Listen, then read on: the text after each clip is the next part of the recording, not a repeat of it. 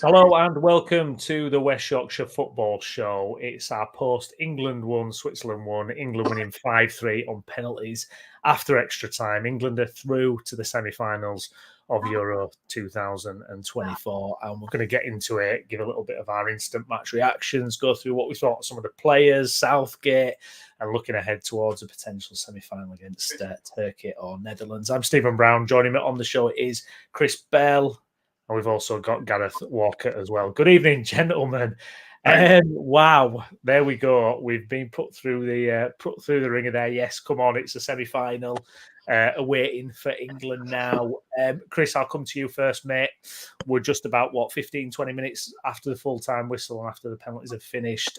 What are your thoughts and feelings on that one, mate? I am absolutely buzzing, as you would expect. I mean, honestly, look, and especially for England, there is arguably no better way of winning a game than on penalties. And for a long time with England, that never happened. So to be in the situation that we're in, we're actually capable nowadays of taking penalties for a start and actually winning shootouts. It's just great. It's just great. And look, it was an even enough game. We got through it. We did what we needed to do. And we're into the semi-final. And how many times have I said it? I don't care what happens. Like, if we win it, it doesn't matter how we win it. Indeed. So we've got stuff to a semi-final. How many of you, after the first two group games, expected that? No, definitely not. Not after those first two group games, absolutely not. Gaz, we're through to the semi-finals. Were you convinced, though, by this performance? Or are you even bothered if you were convinced or not? I can't make my mind up whether I'm bothered or not. Obviously, if we win it, like Chris says, nobody's going to be asked how we played, but I still feel we need to play better. I don't think that we've played. I mean, people were saying today was a better performance, and it probably was marginally. Come on, it was quite a bit better than it has been. I don't think it was loads better. It was better. I think it helps, like they said on the telly, having Foden in the 10 and dropping Bellingham a bit deeper. I think that helps. A few people have been calling for that throughout the tournament. I thought Saka was our best player, arguably the best player on the pitch. Yeah. And I was pleased for him that he got the goal. Thought if anyone deserved to score, it was him because he was the threat throughout the game that we had. I thought Shaw made a difference when he came on the left. Having a left footer out there made a difference. He was really good. He was really good defensively when he came on as well, Luke Shaw. So sharp, didn't he? Yeah, surprisingly so. Like, really surprisingly sharp, given the situation. I was talking to a couple of Man United fans today, and they were saying that he hadn't played since Feb. I hadn't realised it had been that long, and then obviously they said that on the telly as well. But also, one of them told me he only played about 10 or 11 games before that this season. So, and some of those were at centre-back. So, yeah, fair play to him. He's always been a good player. Been very unlucky with injuries. Feels like he's been around forever, doesn't it? You know, he's got that move to United when he was really young. But good player, can only help us, hopefully, if he can start the next game. Yeah, indeed. I mean, Chris, the big rumour was that we were switching up our formation. There was going to be a change of personnel. We got the team sheet before, and I think everybody assumed that Kieran Trippier would be playing right wing back and Saka was going to be moving to left wing back, but that didn't happen. Saka was still in what turned out to be a really good position for him, his favourite position. He pushing right up on that right wing. What did you make of the setup and the changes? Because actually it was only one player coming in, really, wasn't it? It wasn't wholesale changes that people have been talking about. How many times have we spoken in the last few shows after England games about the leaks and everything? And everyone looked in and thought, he's leaked the formation. Everyone knows. Decoys. All just decoys from Gareth, isn't it? you put out the players to make everyone think you're going to play with a three at the back, and actually you stick with the same formation. One step ahead, that man, isn't he? One step ahead. For large parts of the game, anyway, it was obviously the same formation. There were times when it did become that back five as was necessary at times. So, yeah, I mean, I don't think I definitely didn't see that coming. I like everybody else, thought it was going to be Trippier at right wing back, Saka at left wing back, and that back three. I don't look. I think I'm still too much in the relief stage, to be honest, of penalties, and the delirium stage if we're through to a semi-final.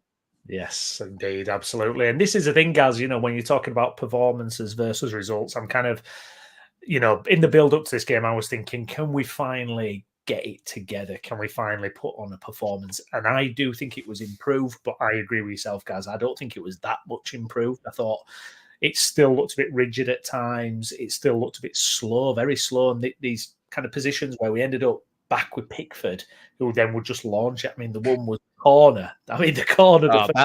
Yeah, me that and you, was ridiculous. both reacted to that in the group chat, didn't we? Yeah, you're just thinking, what is going on? But I thought it was a better first half. But for me, the second half was pretty poor. I thought Switzerland were the better team.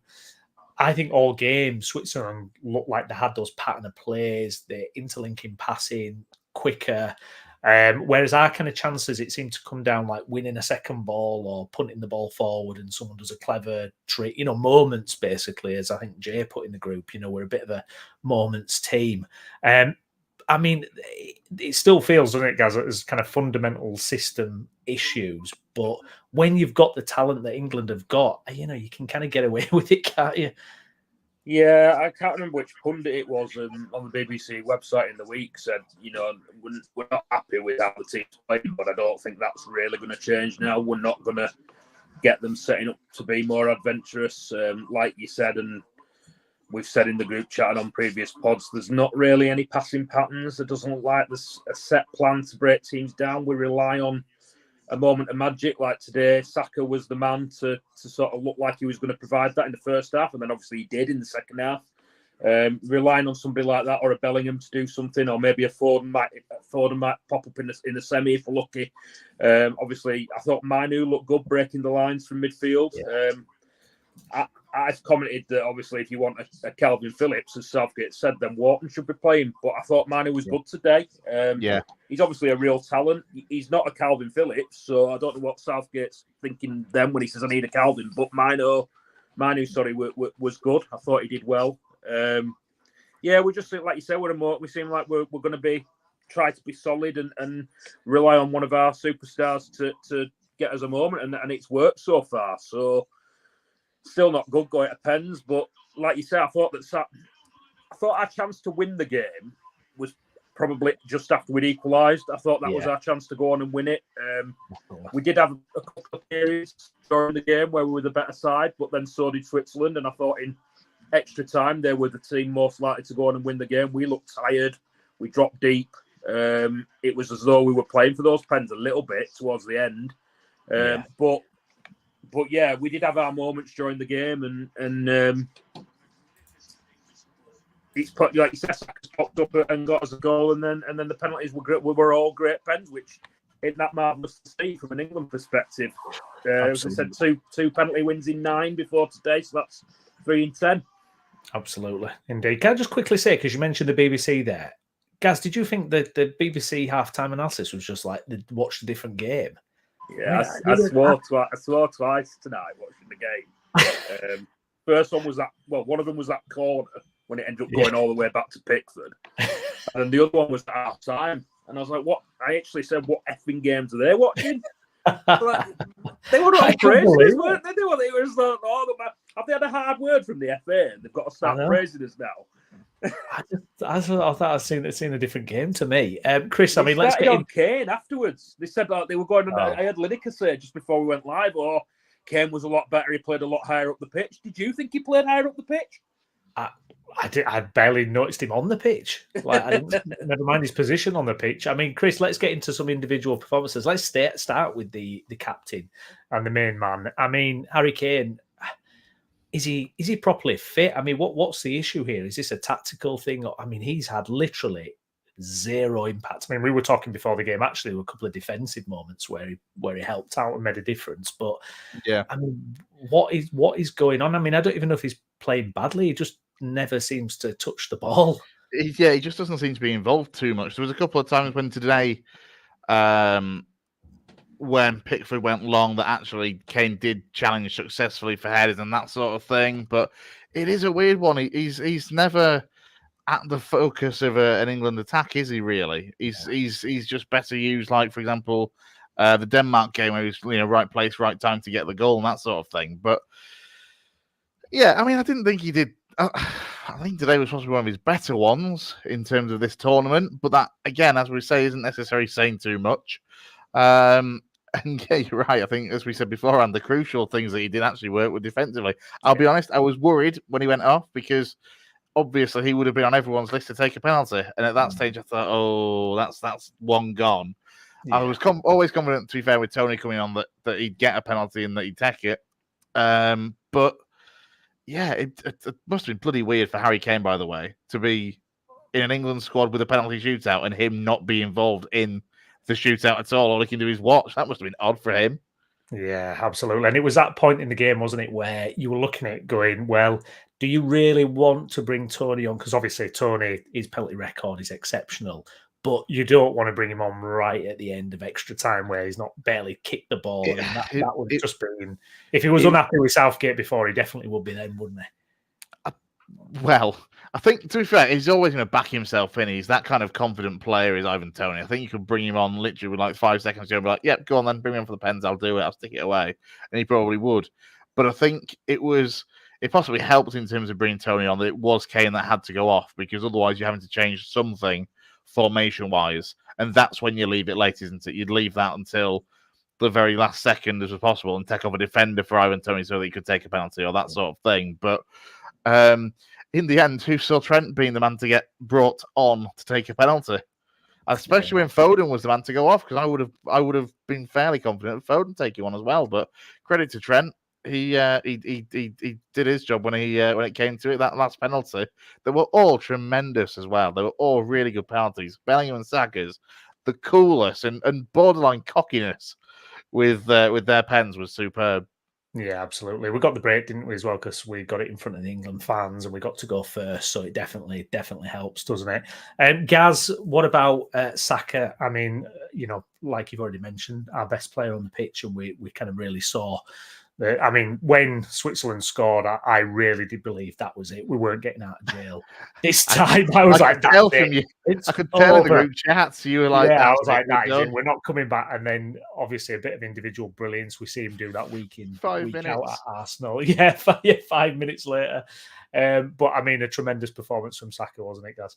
Yeah, he was our threat throughout, wasn't he? I know, like we've talked again on the pod about not having much down the left, and that's put a lot of pressure on Saka when he's been out on that right-hand side to be the man that had created something.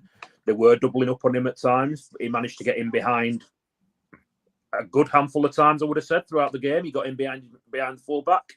And obviously he's popped up and cut in on his left and managed to get one into the corner. So, yeah, I was pleased that he got the goal. I thought that he deserved to be the man that got the goal because he was our threat throughout. Going back to what Chris was saying about Kane, we've talked a lot about this, haven't we? I don't know why it's a problem him dropping deeper now when it's not been before, because he always played that role. He's always done it, hasn't he? Yeah, so I don't know why it's suddenly an issue now and it hasn't been. Saka deserved to be the match winner, really, or he obviously to get us back into the game. There wasn't anybody else that you thought was doing. Maybe Bellingham showed it a couple of times. Manu broke the lines a few times, like I said before. But yeah, we seem to be relying on that player to pop up. We had Bellingham obviously in the last round. Saka's done it today. Foden, hopefully, he'll do it at some point, maybe in the semi if we're lucky. We've got these players that can provide these moments, haven't we? And Saka was certainly that man today. Like you say, we were listing the penalties. I think you put your penalty takers, didn't you, in the group chat? And we all had Foden and Kane down. So when they came off, it was a little bit like worrying. And I said before we went live, I think this setting Trent up to fail a little bit, like they did with the midfield thing. And I felt I was a bit angry when he was on the last one. But what a penalty! What a fantastic penalty! Superb, wasn't it? Absolutely. Chris, I mean, a couple of players that came in. I mean, obviously, Konza, I thought he was very solid. I was impressed with him. Were you?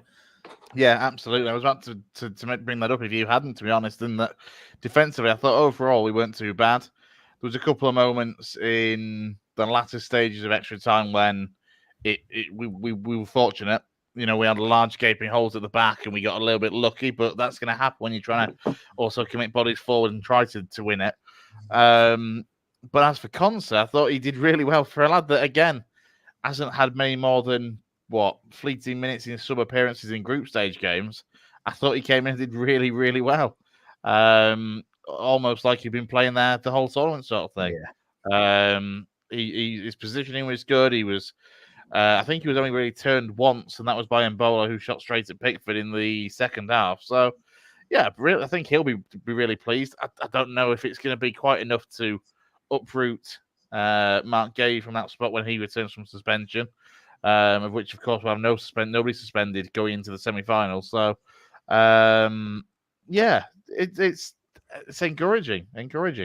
Yeah, absolutely. And some of the subs that came on as well that made that impact. And like you say, Gaz, after we got back into the game, it seemed that we had a period where we looked like possibly getting the win before full time. I mean, Cole Palmer, I love watching him play. He's just so good. And I'm kind of looking at him going, can we not get this guy in earlier? Yeah. I mean, what was going on with the subs, guys? I mean, I was screaming at the TV going, what is he doing? I mean, it was 65 minutes and he'd not made a change. They brought 2 players on. And I'm thinking, it looked to me like Southgate didn't really know what to do. And he was kind of waiting for maybe the other team to do something. I mean, I just thought all that talent on the bench, surely there's a way of integrating them a little bit sooner. There's always a risk, though, isn't there? Let's be honest. There is always a risk that you make changes, it doesn't work, and it ends up costing you. So, and we know that Southgate's always going to veer slightly towards that sense of caution, I think. So, but go on, Gaz. Yeah, I think that I was going to say you're almost at a stage now with Palmer. Like, can you not get him in the team? Is there some way you can get him in that team because he's making a difference when he comes on? I think he's done that in most of the games he's come on. I agree with what you were saying about Conser before. I thought he was really, really good. I thought that him, well, obviously Gay was probably our player of the tournament before today, but Conser was really good today. I was worried for him when he went down holding his knee. I thought, oh dear, we don't want to lose another one. But yeah, I thought he played well. The subs, like you say, taking Kane off and Foden off when you were heading to penalties was a little bit worrying. Southgate as a whole, we've always said that he's a bit more he's too reactive rather than proactive. And obviously, Yakin blinked first, and I thought that his subs made a real impact. Yeah. And probably they were the reason that they got the goal when they did, because they'd had a little bit of a boost by bringing those subs on. But then when Southgate brought ours on, ours had the same effect, and we got that boost, and then we went on and equalised. So the subs from both sides played the part in changing the game. I would say the draw was probably fair. Like I said, we had periods throughout the game, and then Switzerland were the better side at other times during the game, especially in extra time. But I don't think it would have been fair for any team to lose it. I mean, obviously losing it on pens is always awful, but yeah, the subs definitely had an impact from both sides. I'm going to upset Jay here because I'm going to look at the stats. Actually, I mean, he was mocking me for the way I was seeing the game, and I thought all along it was a fairly even contest. You know what? The stats actually ended up being that way. Like what? Just shy of 52% possession for England, 13 shots to England, 11 to Switzerland. Both had 3 on target. England had a lot more blocked, and Switzerland a lot more off target. And then again, goalkeepers only had 2 saves a piece to make. So actually, it was as even as the stats suggest. And sorry, Jay, enjoy your holiday. He's hating being on holiday now. He would love to have been here, wouldn't he? And have a right to reply on that one. He'd have tried to have taken a new one, but he just, he's just happy that we're in a semi, really. Guys, if you watch along as well, please do get your comments in. What do you think after that one? And also like the video and make sure you're subscribing as well. Our very own Lewis Sale, just how do we keep doing it? It doesn't make sense. And well, we improved. We were better than any of the games that had gone before today. Yeah, I mean that's the thing. And against the better opposition as well. Yeah. There was a lot of talk, wasn't there, before the game about that Switzerland front three, and I thought we coped with them really, really well.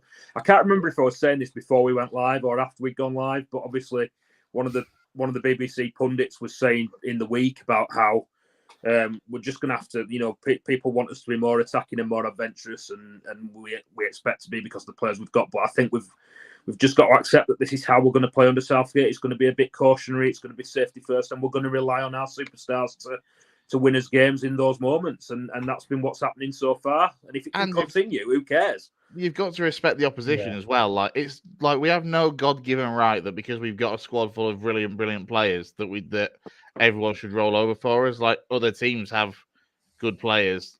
Well, it's the French blueprint, isn't it? This is what Deschamps has been doing for France for years. I mean, they've never blown the world away of how they've played, and they've been to finals and semi-finals and everything. And it seems that Southgate, it's defensively been strong, cautious, making sure you don't get caught in transition, that kind of thing. I mean, Trippier. Let's talk about Trippier. I mean, you talk about a player who's 33 who has probably not had a great season for Newcastle, and yet he's played the majority of the games in this tournament. I mean, I'm looking at that. Could you have swapped out Trippier in the position he was playing today and maybe get a Cole Palmer in there? But then I don't think a guy like Southgate would ever do that because of, he probably thinks it's not, safe enough or whatever. But, just to give a different dynamic to the team. I mean, putting Cole Palmer at left back would have been brave. No, not left back. But no, I'm taking you too literally there. I appreciate that. I'm taking the mick there because obviously in the end, Trippier did end up still being at left back, which we didn't necessarily expect at all, did we? We all thought he's going to be in that that right wing back position. Because we saw it. There was that great moment in the first half, wasn't there, where I can't remember, but the ball brought to him and he just had to come inside. Yeah. It's like momentum's gone. It's like. Well, we're all saying before the game, you would have to put Saka at left back, wouldn't you? Yeah. It's the only way, or Shaw, to be fair. But then you'd have the question now, isn't it? Potentially, Sorry, guys, that's the question now. Is Shaw going to be fit to start the next game? Because he made a difference when he came on, having a left footer on that left-hand side. He's solid defensively, but he can also get forward. I think, like you were saying before the game, when we all thought it was going to be 3-5-2 or whatever, we were all saying, like, you'd have Trent in as right wing back. Yeah. Why is Trippier playing? He's not had a great season. Probably that is going to be Trent's position. The more you think about it, we've talked before about Liverpool not finding his best position. England can't find his best position. But with three centre backs, you would think that him on the right hand side as the right wing back. I was going crazy on that. Yeah, I couldn't believe it. Like, if that had transpired, I was like, "What is he doing? How can you not play Trent on that right wing back if that's what happened?" Then when you saw Saka trotting off over to right, you're like, "Oh, okay, right, fine, Southgate, all right, fair enough." But yeah, it's going to be interesting, isn't it, for the semi-final. Do you bring Shaw? I'd be tempted to get Shaw in, actually, and then you kind of look at it going, actually, Southgate played a blinder actually by bringing him. After all the criticism of bringing Shaw, actually, could it have worked out? He was really bloody good, I thought, when he came on, and for the time that he was on the pitch, both defensively and having that natural left foot going forward. I just couldn't believe how fresh and sharp he looked. I really couldn't. I thought he'd be a little bit sluggish, a little bit slow to it, but he was right up to speed. And actually, I wonder if that's partially the reason why they've taken so long, actually, because you could easily have thrown him in. Well, if he'd have been fit enough, you could, or even just nearing full fitness, you could have put him in earlier in the group stage for half an hour. But then if he's not right and he gets an injury again, you've not just stuffed him up. Yeah. For England, you've potentially done more damage for him longer term as well. So actually, you've got to wonder whether they've kept him on the periphery for a reason, to really build him up in training over the last week or two, to get him almost up to speed as best they can. Because you look how sharp and fresh he looked. I was amazed. The first thing he did when he came on, I remember, you probably remember it as well, was we went forward and Eze had that chance, and Eze got that chance because the two defenders went with Shaw to go down the left-hand side of the overlap. Now, that doesn't happen with Trippier at left back because Trippier wants to come inside.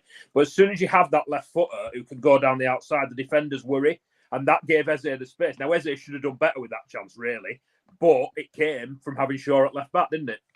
Yeah, indeed. A quick word for Switzerland before we kind of look ahead to potential semi-final. They were decent, weren't they? They showed all that we'd seen against Italy, really. Some really good players, Vargas, etc. Ndoye, I thought, was brilliant. Real threat all game.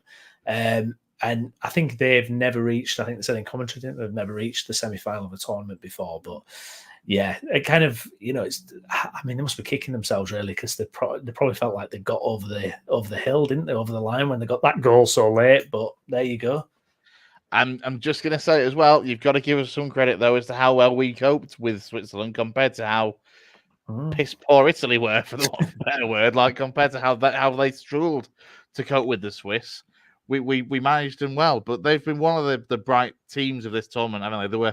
There were Lewis's surprise dark horse, I think, when we did our prediction show, our preview show of the Euros right before the start, and he picked Switzerland, and I kind of thought, interesting pick, but I wasn't sure I could see it. And actually, it's proved to be a really good pick in the end. They've been, I say, one of the surprise packages, one of the better sides, and certainly one of the more exciting attacking sides in a tournament where the usual sides you would expect, your Portugals and Frances, have been pretty much letdowns. Yeah, that comes back to us coping defensively with them better than Italy did, and us being resolute and compact, and there was a lot of talk about that front three and that they could cause us problems. And like you said, Chris, they didn't cause us any problems compared to what they caused Italy.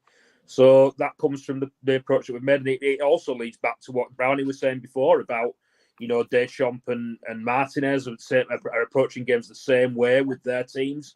Maybe it is just a case of if you've got these star players, then you're solid and you just hope that they go and win you the game. Yeah. I mean, there's an argument for it, isn't there? Really? I mean, I'm trying to think of who's won the Euros and the World Cup in the last 20 years, and they're always defensively resolute, aren't they? Really, they're always kind of they've got that part of the game sorted out, and then they do rely on that bit of star quality to go ahead and win it. Even like the great Spain side of 14 years or so, approx.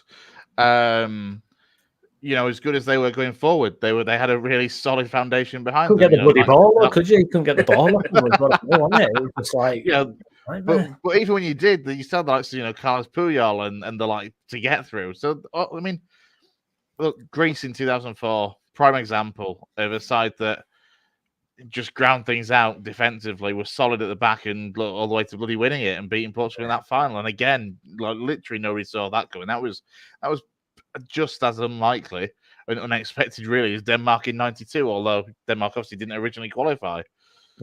Yeah. Looking ahead, then, Gaz. I mean, mouth-watering prospect. I mean, no offense to Turkey, but can you imagine an England-Netherlands semi-final? I mean, that for me would just be unreal, really. Yeah, we've got tournament history against them as well, haven't we? Obviously, Gaz would be torn with Van Dijk and Gakpo in that team. Gakpo, I mean, come on, Gakpo's been brilliant, hasn't he? He's absolutely brilliant all the way through. I mean, and people say he's only got 1 foot, but when he's playing like that, he only needs 1 foot. Is he top scorer now? One of you two might know. He was one of the at one point was joint. They all joined on 3. Yeah. A bunch of them joined on 3, but Gakpo. I mean, we were talking to Tom Gander on the channel a few nights ago, weren't we? And we were just waxing lyrical about Gakpo in this tournament because, I mean, would you say it's like a fairly kind of quiet time of it at Liverpool, and now it's like this tournament is just exploded? He's I've talked about this with my Liverpool friends a few times, and I think he's suffered from being shunted around a lot at Liverpool. He's played on the left, he's played down the middle. He's even played on the right. They've even played him in a midfield 3. He needs a set position for me, and he seems to have that for Holland. He seems to have that position on the left-hand side, and the manager backs him to play that role, and it's a success for them. He probably has had a quiet time at Liverpool. It'd be interesting to see if he gets more of a shot now under their new manager. Obviously, the Klopp seems to prefer Diaz out on the left, whereas Slot might prefer Gakpo with him being Dutch. I think there's question marks over what Liverpool are going to do in the transfer market with the front players. But I imagine that Gakpo will be one who'll stay. It seems to be Diaz that's being linked with the move. So, yeah. Can you not sign Somerville now? Can you leave Somerville alone now that Gakpo's playing so well? Can you just no Somerville. Please don't sign Somerville. I think Liverpool needs someone on the right more than they need someone on the left, because when Salah doesn't play, they haven't got anybody on the right. Whereas on the left, they can play Gakpo, they can play Diaz, they can play Nunez on the left. Whereas even Jota is probably more on the left than he is on the right. Yeah. So I would rather them look at a right-hand-sided player. I think that was part of the issue when they were getting linked with Anthony Gordon last week. Obviously, Newcastle were rumoured to have contacted Liverpool about that because Gordon is rumoured to be a secret red, although he's never admitted it. And obviously, he's left-hand-sided, isn't he? He's not going to play on the right. He plays on the left. So interesting to see. But Gakpo, maybe this will set him up now. Turkey, 1-0. Turks have scored. See, I've got it on the stream, so it's still. If you look up and keep an eye out, you'll see it in about 3 minutes' time. Right. It's a good header at the back post as I'm well. on the 34th minute. What minute is it live? 35:05 is what I'm Oh, on okay. now. Oh, is it a corner? Right. Yeah. Okay. Corner's taken. Come on. It comes from a crossing Right. from rather than directly. Right. Okay. I'm just It's a bracing good egg. myself in for. The thing is, Brownie, you were saying before Right. about. Oh, hang on, I'll let you watch the goal. Sorry. Yeah. Crossing Hard and to goal involved. that's Turkey. Woof. Sorry, Sorry, guys, what were you saying, mate? sorry, Turkey. My dark horses, Turkey. Were they really, Chris? Yeah, Oh, they were my pick. I couldn't remember who you'd gone with, mate. To be honest, but yeah, you talk about obviously Holland and England being a great semi. We have got tournament history against Holland, obviously 88, 90, 96. Didn't we play them in the Nations League as well a few years ago? I think we did, might didn't have we? done. Yeah. So we've got, and obviously two very passionate sets of fans, two big footballing nations. But the way the Turks are so passionate, their fans are fantastic, aren't they? In the ground, the way they play, they feed off the fans. And there is a massive, massive Turkish population in Germany itself Absolutely. as well, which has been shown at every game that they've played in this tournament so far. I mean, let's be honest. Let's get it out of the way. Yes, the Netherlands or Turkey is the easier side of the draw, but ultimately it isn't. It's not going to be easy. It's a semi-final, for Christ's sake. There is no easy games when you get to this stage. Are you worried at all that we've played extra time back to back 2 games? I mean, is there a concern for players especially like your Kanes, Bellinghams, Fodens? They've played a lot of minutes. John Stones, I thought, looked possibly a little bit tired at times. Any concern over that, or do you think it's just the adrenaline of the occasion that it'll just see them through, really? I'll let you go first on that one, Gaz. I'm trying to decide. It's one of those because they always say momentum and playing games that can also be a positive thing. But you make a fair point. I mean, obviously, ask me again when this game's finished. If this goes to extra time and penalties all the way, then it's not going to make much difference. It's not going to be a big issue if whoever we face has done the same as we have.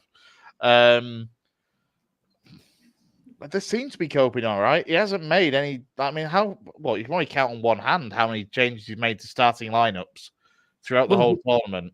Well, there's a bit where Bellingham just collapsed, wasn't there? He's gone. I was thinking about that. I think there were certain players who looked tired, weren't there? Yeah. In that second half, and to be fair, I think Bellingham has looked tired for most of the tournament. To be honest. Yeah. But he made the subs, and maybe that is why he made those. Presumably, that is why he made those subs, because those players that he took off, he felt were tiring. Maybe it will become an issue. But as Chris says, if the other game goes to extra time as well, and then there's adrenaline to take into account, you can never tell, can you? No, it's a bit of a quick. There's never any logic in it, really, is there? No. Well, that's it, because we had a good break from last weekend to this weekend, but obviously the turnaround's a little bit quicker here. I was surprised actually when he took Foden off rather than Bellingham, because I thought Bellingham was just ready to drop, but obviously kept him on and scored the penalty, so who cares? Are we ready to do all this again then on Wednesday there, Chris? Yes. He says in the most unconfident way possible. I mean, it's just the tension. It's just unbearable. It's one of those I don't think it matters where or how you watch an England game when you get to a knockout stage, whether you're in a pub with 200 people, sat at home by yourself on your sofa. There's just few things in life that are more tense than watching England at a knockout tournament, I think. And Gaz, you've been through about 63 of these tournaments already, mate. So I know. I'm not far behind, to be fair. I'm a bit desensitized to it. I don't get I know exactly how Chris feels and how he's describing, because I have been there before, but now I'm a little bit. That was you at your 96, wasn't it? Myself off from it, and I think that's partly because of all the failure of the golden generation. I mean, the 1990, 1996, I was in absolute bits, but yeah, I cut myself off from it a bit now, but. Yeah, I was jumping around like a madman when Trent put that penalty in the living room. I absolutely was. And I'm in no way ashamed to admit that. Do you think, though, do you know what I've noticed? I don't know about you guys with this tournament. There seems to be less, and I think it's the Southgate issue a little bit. There seems to be less enthusiasm for it generally.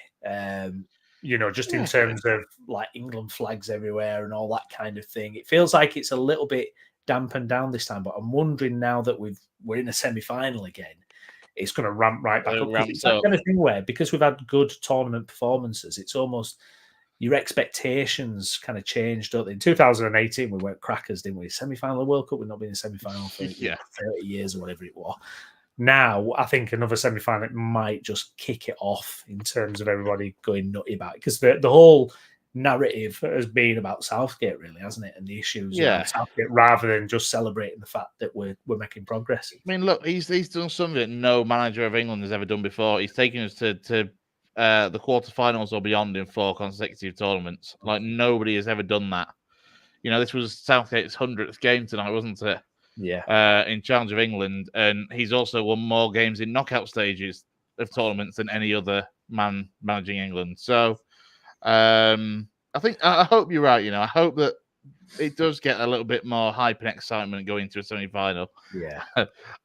Slight caveat in terms of you don't want it to be suddenly really exciting and all of a sudden the nation's there behind him, only for us to fall flat against Turkey or the Netherlands. But you kind of hope that there is going to be a little bit more of that sense of coming together that we saw at 18 and in 21. Yeah, definitely. And I mean, Gaz, in terms of, you know, the expectations now, and it's interesting because I saw on the overlap Gary Neville talking about the fact that, you know, as Chris has said, then Southgate has won all these knockout games, but it might be slightly unfair, and Chris challenged me back on this, but in terms of who we faced in knockout games generally, we've always kind of been the favourites. Apart from that Germany one, we've always beaten, in quote, lesser opposition, haven't we, really? I mean, I can't think of what top teams, apart from that Germany win under Southgate, that we've actually had. I mean, the golden generation, one thing you've got to say is golden generation faced Brazil, Portugal, Argentina. You know, they went out against top teams, whereas, you know, we've had favourable draws under Southgate. Is that fair? I think you made a good point earlier about expectation. I think that a lot of these games we have probably expected to win, whereas the games against, during, like you said, the golden generation times, we knew we were playing against, I don't know, arguably a better side or a side that were equally as good as us. Also, like you said, you made a good point before about the fact that we've got to semi-finals and quarterfinals on a regular basis under Southgate means that it's become a little bit less of a big thing, because obviously we hadn't done it for so long, had we? Well, I say that, but then I've just thought as I'm speaking, 1990 and 1996, we got to semi-finals. So maybe, I don't know. I think it probably is the fact that it's who we've been playing against. The other team that we did play, of course, was France in the last tournament. And obviously, that was another very cagey game. It could have probably gone either way. But they're the other big team that we have faced, aren't they? Kane's penalty still haunts me. 2 years long. 2 years on from 18 months on from Qatar. It was just such an anomaly, wasn't it? It was like, how has he missed that? Like, it was painful. One of those weird ones, though, isn't it? When you're up against like your club goalkeeper as well, like Hugo Lloris was at the time. Oh yeah, I just want to bring this in as well because Chris, on the back of what you were saying today, Mr. Booker in our group chat. I just want to have a look at. Don't even. If it loads up, here we go. Chris will be saying Netherlands are doing all right if he was watching. There you go. So Netherlands who are losing, obviously. But to be fair to you, Chris, you've backed the boys, haven't you, this whole time, and you might just end up being proven right. I really hope you are, Chris. Yeah, really I do as well. That's it. Yeah. Do you know what it is? I'm like this with Leeds. I am sometimes a little bit overly negative or critical because you're just so wanting it to work and be good, and often it isn't, and you just get so used to the disappointment. You're like, well, I'll just start off negative, and then this is your problem, isn't it? Being a Leeds fan for God knows how many years. This is why you start with a negative stance. But I think I said it on. It might have been the Slovakia game. I think when it was me, Lewis, and Downsy that came on to do the post match, and I just don't see the point anymore in being negative. Like I've suffered enough with that. Yeah, life's too short, and I've suffered enough with that at club level over the years of negativity. So I've kind of going into this with like, look, like I appreciate the stick that Southgate gets, and don't get me wrong, I'm not exactly over. Despite everything, I'm not exactly thrilled by the way we've played throughout this tournament. But this is where I will just keep going back to the bottom line of if it were to go on and win the damn thing, it doesn't matter. It doesn't have a little asterisk say, "Oh, but the play crap." Like I heard an elderly gentleman on Talksport, might have been after the Serbia game or after the Denmark game though, and he was saying like he could remember '66. And apparently England, I mean, obviously none of us were there, not even you guys, but apparently England in the group stages were terrible of '66. But nobody remembers that now. Nobody gives a monkeys. Nobody probably cared about that in 1970. It was the world champions in '66. So this is what I mean. If we can get through it somehow, get through a semi, it's not going to be easy.